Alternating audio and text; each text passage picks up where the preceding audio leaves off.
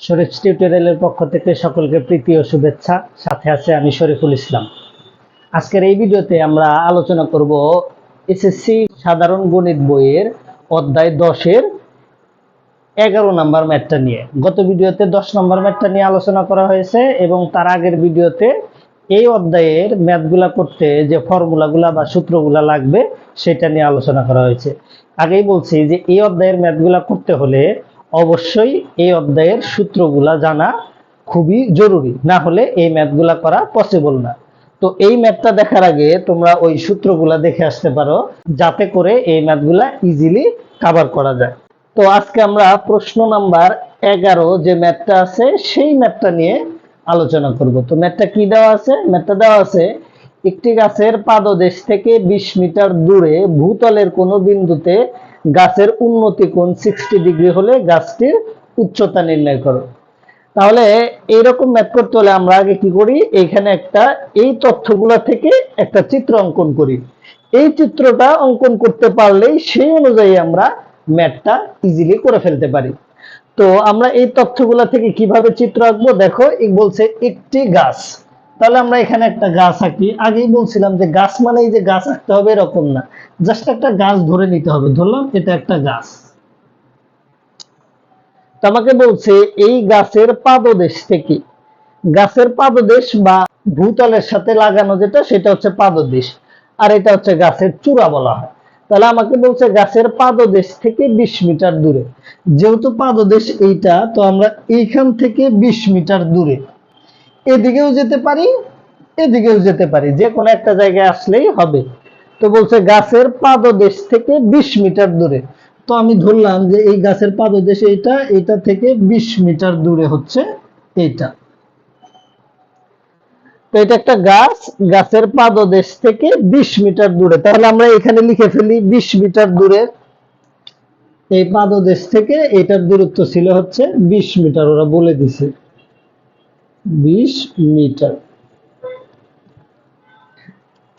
গাছের পাদদেশ থেকে 20 মিটার দূরে, কি 20 মিটার দূরে ভূতলের কোন বিন্দুতে, যেহেতু এটা ভূমি তার মানে এটা একটা ভূতলে আছে এখনো, তাহলে ভূতলের এই বিন্দুতে কি বলছে, গাছের উন্নতি কোণ। গত ভিডিওতে উন্নতি কোণ আর অবনতি কোণটা বোঝানো হয়েছিল।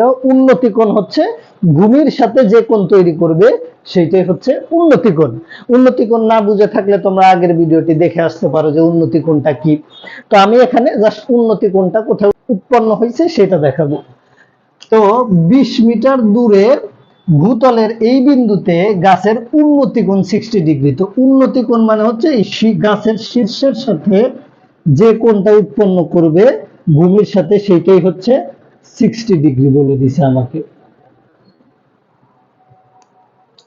তো এটি একটি গাছ, গাছের ভূতলের কোন বিন্দু থেকে 20 মিটার দূরে ভূতলের কোন বিন্দুতে উন্নতি কোণ, শীর্ষের সাথে উন্নতি কোণ, অর্থাৎ এই গাছ থেকে যে কোণটা উৎপন্ন হবে ভূমির সাথে সেটা উন্নতি কোণ 60 ডিগ্রি।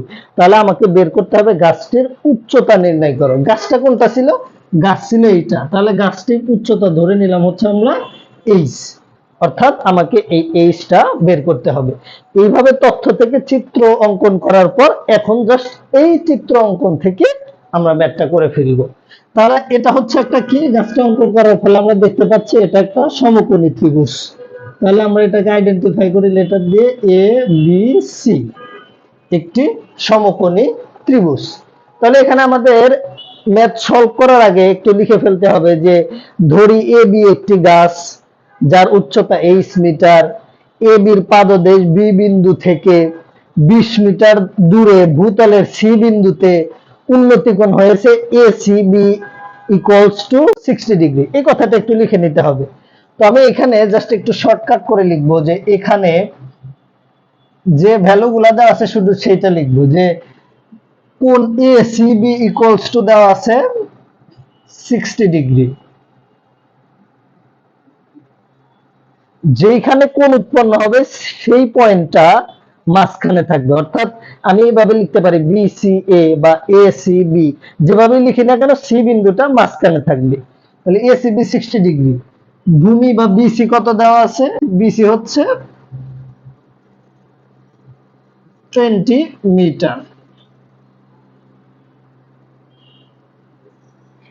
এরপর আমরা একটা জিনিস ধরে নিছি, সেটা কি? সেটা হচ্ছে উচ্চতা বা গাছের উচ্চতা ab ইকুয়ালস টু h। লিখতে পারি ab equals to h metre. এখন আমরা ম্যাথটা বের করে ফেলবো। তো করার জন্য কি করা লাগবে? এখন হচ্ছে আমাদের যেহেতু এইটা একটা সমকোণী ত্রিভুজ, এ বি সি একটা সমকোণী, কারণ এখানে সমকোণ উৎপন্ন হয়েছে। তাহলে এ বি সি একটি সমকোণী ত্রিভুজ থেকে, ওই যে যদি তোমরা ফার্স্ট ভিডিওটা দেখে আসো যে যেখানে আমি ফর্মুলা নিয়ে আলোচনা করেছিলাম, তো এখানে দেখো আমাদের সলিড ভ্যালু দেওয়া আছে এইটার, বিসি এর ভ্যালু 20 মিটার, আর আমাকে বের করতে হবে এবি বা এইচ এর উচ্চতা।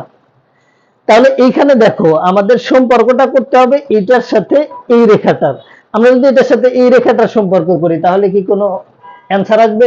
আসবে না, কারণ হচ্ছে প্রতিভুজের কোনো ভ্যালু দেওয়া নেই। যেহেতু এইটা আর এইটার ভ্যালু দেওয়া আছে, তাহলে আমাদের সম্পর্ক করতে হবে এইটা আর এইটা। এখন প্রশ্ন হচ্ছে এইটা ভূমি না এইটা ভূমি, কোনটা ভূমি আর কোনটা লম্ব সেটা আইডেন্টিফাই করা লাগবে আগে। যেহেতু সি কোণে কোনটা উৎপন্ন হয়েছে, আমি আগেই বলে রেখেছিলাম যে যেখানে কোণ উৎপন্ন হবে সেই রেখাটাকে বলা হচ্ছে ভূমি। আবার বলতেছি, যেখানে কোণটা উৎপন্ন হবে সেটার সাথে যে সরল রেখাটা সেটা হচ্ছে ভূমি, এবং এটার অপোজিটে যে রেখাটা পাবো সেটা হচ্ছে লম্ব। তাহলে প্রশ্ন হচ্ছে যদি এইখানে কোণ উৎপন্ন হতো তাহলে কি হইতো? তাহলে এইটার সাথে যে রেখাটা থাকবে সেটা হচ্ছে ভূমি, এটা হয়ে যেত লম্ব। তাহলে এখানে আমাদের ভূমির সাথে লম্বের সম্পর্ক, যেহেতু এটা ভূমি এটা লম্ব, তাহলে আমরা জানি ভূমির সাথে লম্বের সম্পর্ক কোন অ্যাঙ্গেলের? সেটা হচ্ছে tan থিটা, কারণ আমরা জানি tan থিটা ইকুয়ালস টু লম্ব বাই ভূমি। তাহলে আমরা এখানে লিখতে পারি যে এ বি সি সমকোণী ত্রিভুজ হতে পাই কি পাই? যেহেতু ভূমির সাথে লম্বের সম্পর্ক, তাহলে আমরা লিখতে পারি tan কোণ এসিবি ইকুয়ালস টু লম্ব এবি আর ভূমি হচ্ছে বিসি। এটা হচ্ছে আমাদের সূত্র। এই সূত্র থেকে এটা লিখে ফেললাম। এখন আমাদের জাস্ট এই যে মানগুলো যে দেওয়া আছে সেটা এখানে বসিয়ে দিব। তাহলে কিভাবে বসাবো? tan এসিবি এর ভ্যালু কত? এসিবি এর ভ্যালু হচ্ছে 60 ডিগ্রি ইকুয়ালস টু এবি কে আমরা কত ধরে নিছি? এইচ, আর বিসি দেওয়া আছে 20 মিটার। লিখে ফেললাম। তাহলে এখানে আমাদের আগে জানতে হবে tan 60 ডিগ্রি এর ভ্যালু কত? tan 60 ডিগ্রি এর ভ্যালু হচ্ছে √3 ইকুয়ালস টু এইচ বাই 20। তাহলে এইখানে দেখো, এখানে দুই পাশে ভগ্নাংশ আকারে আছে, এটার নিচে কিছু নেই মানে হচ্ছে 1 আছে। এটা আমি ধরে নিলাম আমাদের ক্রস মাল্টিপ্লিকেশন বা আর গুণ করার জন্য এই 1টা আমি মনে মনে কল্পনা করে নিলাম, এটা কিন্তু লিখতে হবে না, জাস্ট নিলাম। তাহলে আর গুণ করতে হলে কি করা লাগবে? আমরা জানি এইটার সাথে এইটা গুণ করা লাগবে আর এইটার সাথে এইটা গুণ করা লাগবে। তাহলে গুণ করলে কত আসবে? এইচ এর সাথে যদি 1 গুণ করা হয় তাহলে আসবে হচ্ছে এইচ ইকুয়ালস টু 20 এর সাথে √3 গুণ করলে আসবে হচ্ছে 20 ইনটু √3। তাহলে এখন জাস্ট এইচ এর ভ্যালুটা বের করো। 20 ইনটু √3 করলে কত আসবে? 20 ইনটু √3 ইকুয়ালস টু 34.64 এত মিটার।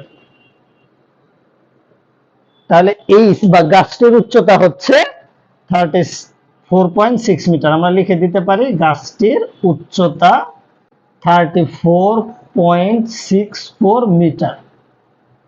এটাকে আমরা প্রায় লিখে দিব, যেহেতু পয়েন্ট আকারে আসছে তাহলে প্রায় লিখে দিব। এটাই হচ্ছে আমার কাঙ্ক্ষিত অ্যান্সার। এইভাবে অতি সহজে আমরা এই ম্যাথগুলা করতে পারি। শুধু শর্ত হচ্ছে এই ম্যাথগুলার এই চিত্র অনুযায়ী মানগুলা বসাতে হবে, এবং এই চিত্রটা তথ্য থেকে নিয়ে আসতে হবে, এবং এই চিত্র অনুযায়ী কি ফর্মুলা বসে সেটা বসিয়ে জাস্ট মানগুলা বসিয়ে দিয়েই আমরা ক্যালকুলেশন করে ম্যাথটা বের করে ফেলবো। ভিডিওটি শেষ পর্যন্ত দেখার জন্য সকলকে ধন্যবাদ।